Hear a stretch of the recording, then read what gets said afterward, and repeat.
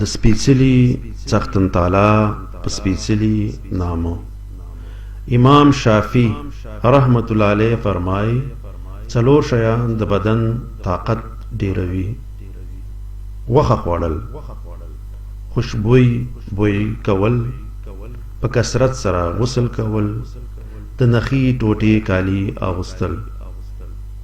څلور شیان د سترګو دید ډیروي: کعبه شریفې ته ډیر کتل، د خوب پر وخت رانجه لګول، پشنا غیا کی ګرځیدل او ورته کتل، پر پاک او سوترا ځای کې ناستل.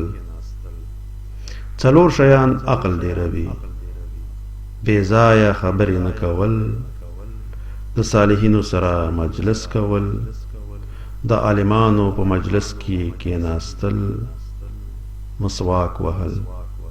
څلور شیان رزق ډیروي: د تهجد لمونځ کول، په کثرت سره استغفار ویل، صدقه یا خیرات کول، د الله جل جلاله ذکر کول.